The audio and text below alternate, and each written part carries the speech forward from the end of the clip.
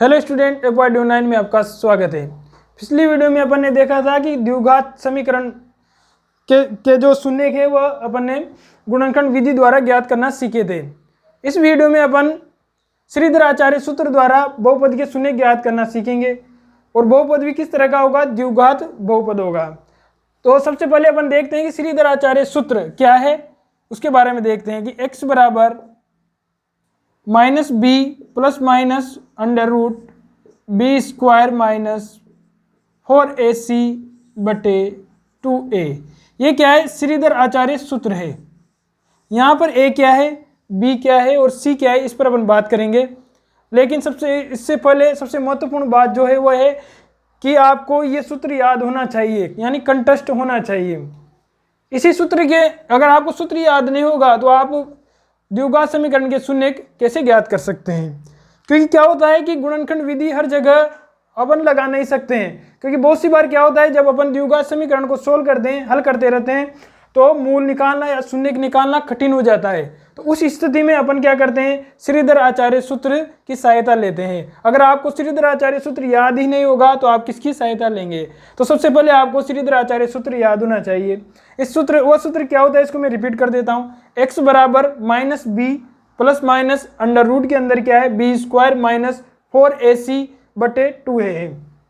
यहाँ b क्या है, a क्या है, c क्या है, इस पर बात करते हैं। तो सबसे पहले बात करेंगे अपन a क्या है। तो a पिछली वीडियो में अपन ने देखा था कि ax square plus bx plus c, ये क्या था, द्विघात समीकरण का फॉर्म था। यानी कि इसका जो रूप है द्विघात समीकरण का वो किस तरह से आएगी, इस तरह से। ये द्विघात समीकरण है।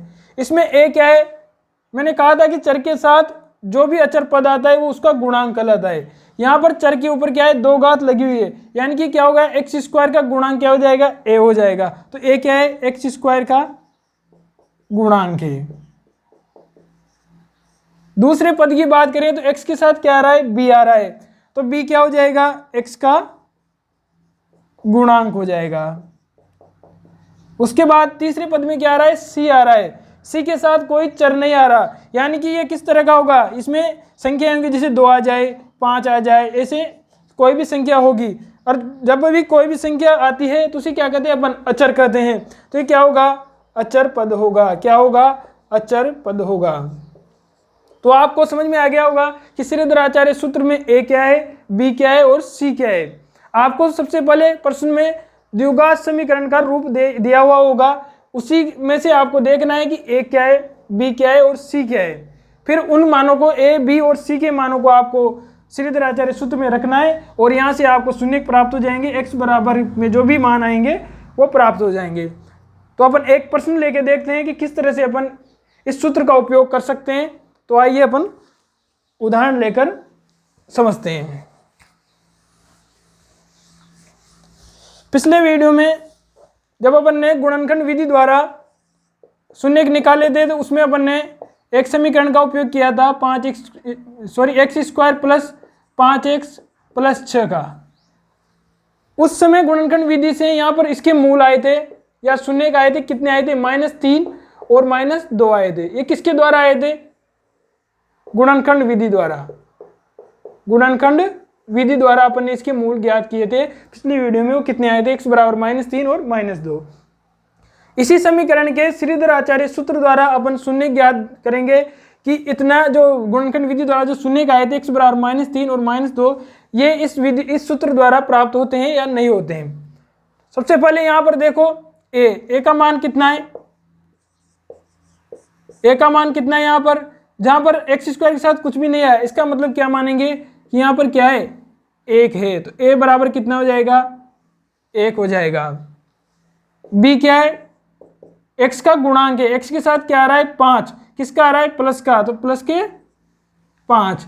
c क्या है, अचर पद है, यहाँ पर c अचर पद है, क्या आ रहा है, 6, प्लस का 6 आ रहा है। उसके बाद अपन को सूत्र पता है, श्रीधर आचार्य का सूत्र क्या है, x बराबर -b plus minus under root b का square minus 4ac upon 2a। यह श्रीधर आचार्य का सूत्र है। अब इसमें मान रखो x बराबर b की जगह क्या रखना है, 5, लेकिन 5 कैसा है, प्लस का है, तो माइनस का माइनस, और ये 5 किसका है, प्लस का। Plus minus under root b square, तो बी 5 का स्क्वायर माइनस 4, ए क्या है यहाँ पर, ए 1 है, ए क्या है 1 है, सी कितना है 6 है, बटे 2 गुणा ए, 2 के साथ क्या है ए कितना है 1, तो गुणा 1।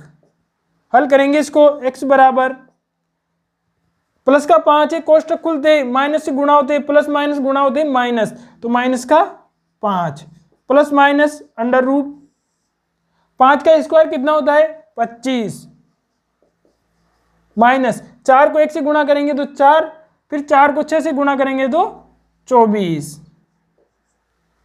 बटे 2 को 1 से गुणा करेंगे तो 2। फिर यहां देखो -5 का -5 प्लस माइनस 25 में से 24 गया तो 1 बचा, अंडर रूट का 1 बटे 2। फिर x बराबर -5 प्लस माइनस अंडर रूट के 1 का मान कितना होता है 1 ही होता है, अतः प्लस माइनस अंडर रूट के 1 की जगह 1 लिख देंगे, बटे 2। यहां तक आपको समझ में आया नहीं आया? मुझे ऐसा है कि आपको यहां तक समझ में आ गया होगा। उसके बाद अपन देखते हैं कि यहां से मूल कैसे निकालते हैं। सबसे पहले यहां पर ये देखो कि यहां पर 2 चिन्ह दे रखे हैं अपने पास, प्लस और माइनस, तो एक बार तो क्या करेंगे, एक बार तो प्लस लेंगे, तो x बराबर -5 -1 बटे 2, तो एक बार अपन ने प्लस ले लिया, तो इसको सोल्व करो, x बराबर -5 और प्लस 1, तो माइनस का 5, यानी कि इसको ऐसे लिख दो, प्लस का 1 माइनस का 5, तो जब 1 में से 5 गया तो कितना बचा 4, लेकिन बड़ा कौन सा है -5 है, इसलिए उसका चिन्ह माइनस, तो कितना हो गया -4 बटे नीचे क्या है 2, 2 का भाग 4 में कितनी बार 2 बार, माइनस पहले से लगा हुआ है तो -2 यह आ गया। उसके बाद दूसरा क्या है, एक और चिन्ह बच गया अपने पास कि -5 और क्या बच गया माइनस का चिन्ह, तो माइनस का 1 बटे 2। x बराबर यहाँ क्या है -5 है और -1 है, इन दोनों में से माइनस कॉमन लेते क्या हो जाएगा 5 + 1 कोष्टक के अंदर चला जाएगा, कितना हो जाएगा -6, 5 में 1 जुड़ते 6, माइनस का माइनस तो -6, तो -6 बटे 2, 2 का भाग 6 में कितनी बार 3 बार, कितना बच गया -3। कितने प्राप्त हो गए अपन को इसके शून्य, x बराबर 1 तो -3 प्राप्त हुआ और एक x बराबर -2 प्राप्त हुआ।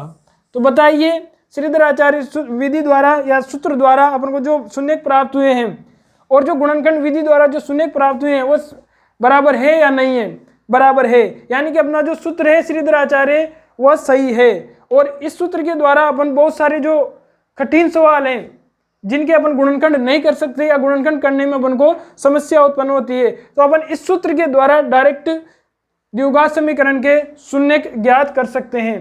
तो आपको ये समझ में आ गया होगा। अगर आपको अपने स्तर पर कोई भी सवाल करके देखिए, अगर आपको समझ में नहीं आता है, कोई भी समस्या होती है तो आप हमें सेंड कर सकते हैं। अगर आपने हमारा चैनल सब्सक्राइब नहीं किया है तो हमारे चैनल को सब्सक्राइब करें। Thank you.